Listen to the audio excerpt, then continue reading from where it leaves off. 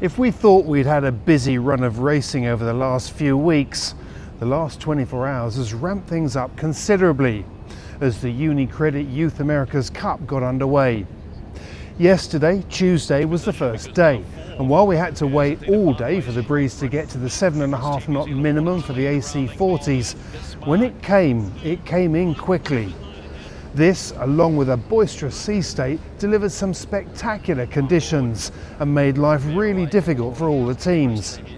In fact, the breeze built so quickly that the fleet were caught out with their big J1 headsails on, when they really needed their J3s, and that made the racing upwind and down pretty wild.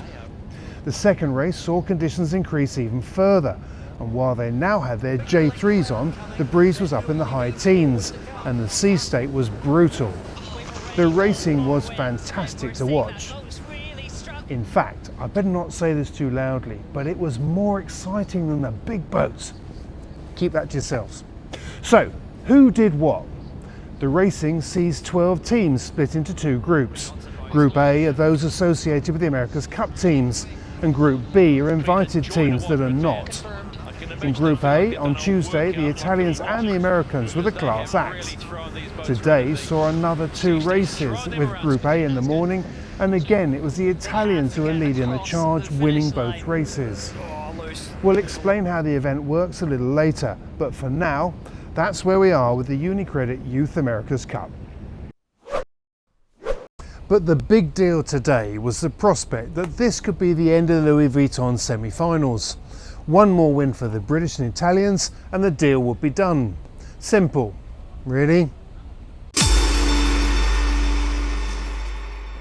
There was no engagement in the pre-start, and for much of it the Swiss looked like they were struggling not to be early. At the start they took the pin end, just as they have done in the past. Ineos were further up the line, well out of reach. When Alinghi tacked at the boundary, they should have had the advantage, but splashing down scrubbed that out, handing the advantage to Ineos. But the downwind leg delivered a staggering sequence of events that happened in quick succession and reversed the fortunes. It started with a poor jibe by the Brits and a gust that allowed Alinghi to drive over the British bow. As Alinghi smoked ahead, the British struggled through another jibe, then copped a boundary penalty. It was starting to look like the British problem with tacking and jibing from previous races were back. From there, Alinghi delivered a flawless performance to pull out a huge lead to finish 1 minute and 23 seconds ahead. As Ineos trailed 950 metres behind, with the breeze at 10 to 11 knots, it was difficult not to question again whether the British had changed their boat setup.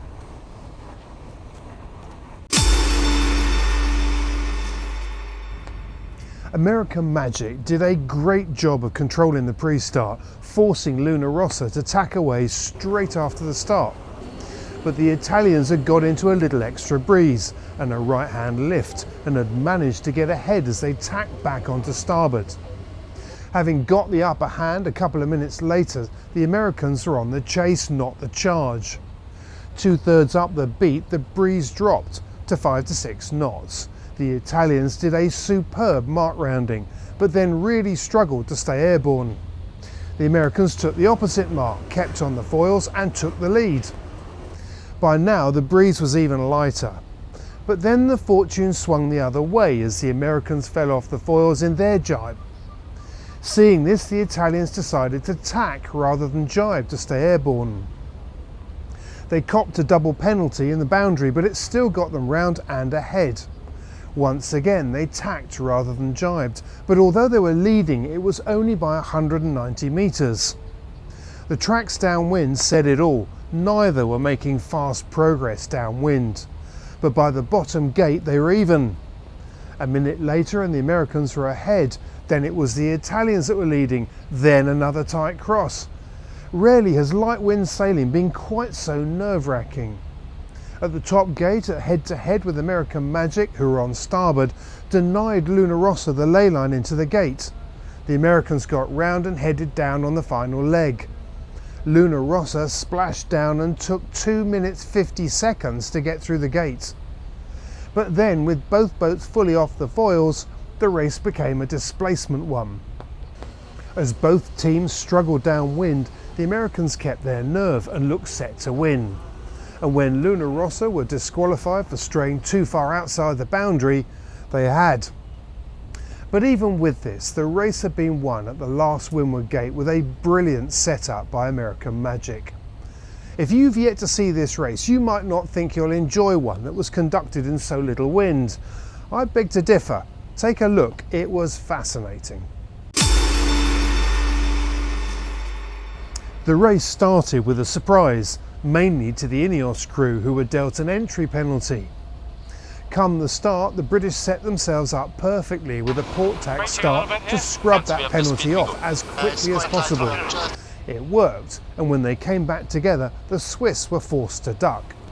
On the next two crosses, they were head-to-head on each occasion.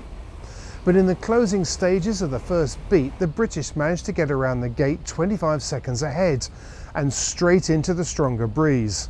This gave them a 400-metre lead. Even so, they still managed to lose the rudder in a jibe, which cost them over 150 metres. By the bottom, the British were 31 seconds ahead, but Alinghi still looked more comfortable through manoeuvres. During the race came confirmation from the British coach boat that they'd actually changed to a bigger mainsail for this race. The second beat saw things settle down and Ineos rounded 50 seconds ahead. But contrary to the strong downwind performance that we've been used to seeing with Ineos, this time they lost 10 seconds to Alinghi. Even so, it was still going to be a big ask for Alinghi to get back, and when they splashed down at the last windward gate, it was pretty much over. So as Ineos Britannia crossed the line 1 minute 10 seconds ahead, they secured their position in the Louis Vuitton final. The final scoreline, 5-2. He did seem to be struggling again through manoeuvres. We saw this the other day, didn't we? Tacks and jibes, it seemed to struggle. What's happening there? I think all of the teams, I imagine, are finding it hard in those conditions. It's a real battle with these AC75s and those marginal conditions to get the manoeuvres in. And you see the different boats, depending on the conditions, have their strengths and weaknesses. And I think our boat, we know that if we set it up right and we manoeuvre it well, we can get those tacks and jibes done. But it doesn't take much to go wrong for it to unravel quickly. So I think that's where we just got to figure out how we can get more consistency there. But I know that the team are working hard to find that, and confident we can do it. We've got a week or so to go now before you kick off in the final. That's quite a lot of time to play with. Certainly, it feels that way in this compressed cup. What do you do? Does the boat go into the shed for a few days? Do you do a whole load of work on the boat? Do you go back out and practice? How do you use your time now? Well, we've got to go away now, literally this evening, and come up with a game plan. Have a look at the long-range forecast and think about what's happened in the last couple of days and how we make best use of the time. But we won't be taking too much time out. We're in this mode now where we're in competition mode, and every day we're looking for those gains, and we've just got to keep that momentum and that pressure going. It's been a very tricky semi-finals to get through weather-wise. It's thrown all kinds of curveballs at everybody, hasn't it? Do you come away from this having learned more than you'd bargained for when you went into it? Yeah, I think that's absolutely right.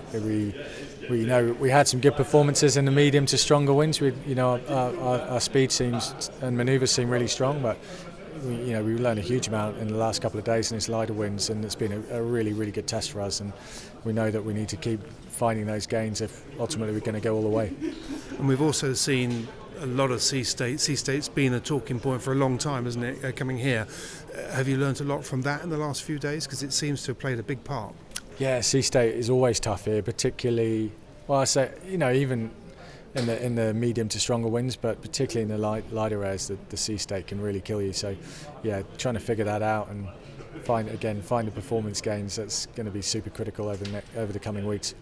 Good stuff. Well done once again. Look forward to seeing you back out there. Thanks, mate. First of all, commiserations. How do you feel? A bit mixed feeling. First of all, very, very proud of the team. All the achievements we did. Because as we were really a young team, starting from the bottom. So a lot of learnings made, and so very proud of the improvement of the team. So, but in the second part, a bit sad to finish the adventure here. So we always want to push more, and we were very close to make the 2 points today. I mean, it's early days at the moment. I'm sure it'll take a while for everything to sink in. But if you look back now, immediately, what would you say would be the high point for you? What did you learn most from this cup cycle? I think personally I learned a lot about the communication on board. I think it's one of the key as well on the AC75 because like the vision of the team it's quite spread. So yeah, I think I learned a lot on that, and as well communication as well with the design team, the short team, like to be really like efficient. And so I think it's where I learned the most. This was a very tight start with American Magic close to the pin end again and managed to squeeze off Luna Rossa at the start. At the first cross, American Magic were ahead, a narrow lead that they held going into the first gate. But as the pair came together again on the downwind leg, Luna Rossa had taken the lead. On the next cross, with the Americans on starboard, they were back in the lead. With more breeze on the right, the Italians, who'd gone this way, were able to get back into the lead. Until, that is, the Americans took it back. And then back to Italy at the gate. Then came the real drama. A big bang, the mainsail clew shot up, and the Italian Silver Dream machine lurched to a stop. Luna Rossa had suffered a major structural failure. First reports from the boat were of a broken mainsheet traveller. From what we saw, they were lucky not to lose the rig too. So while this was not the way that the Americans wanted to win, the result was that their scoreline now read 4-3. Let's start with it. What happened with the structural failure? We broke the traveller. And when you say broke the traveller, did the traveller itself break, or is it a structural failure of the boat? We still need to go through it, but to me it looks like definitely repairable and we should be out there tomorrow. Okay. It looked pretty hairy. It must have gone off with a hell of a bang. Definitely went with a bang. Yeah, there were quite a few four-lettered words, and it's quite a sort of a shock load when something like that goes. And I presume, quite fortunately, didn't lose the rig as well, because a lot of the rig has been held through all of that. Yeah, well, that's right. I mean, the shrouds are back, but yeah, I mean, fortunately enough, you unload the boat immediately when something like happens. And yeah, exactly. I mean, I think that's the right way to look at it. It could have been worse. We're still in this, still 4-3 up. We've beaten these guys more than they've beaten us, so we're certainly looking forward to another good one tomorrow. And you're getting some incredible racing between the two of you. I mean, almost irrespective of the scoreline, it is incredible to watch. Yeah, it's awesome racing. I mean, we just had two awesome races happening. The first one was great, back and forwards, and then it just became a little bit of a,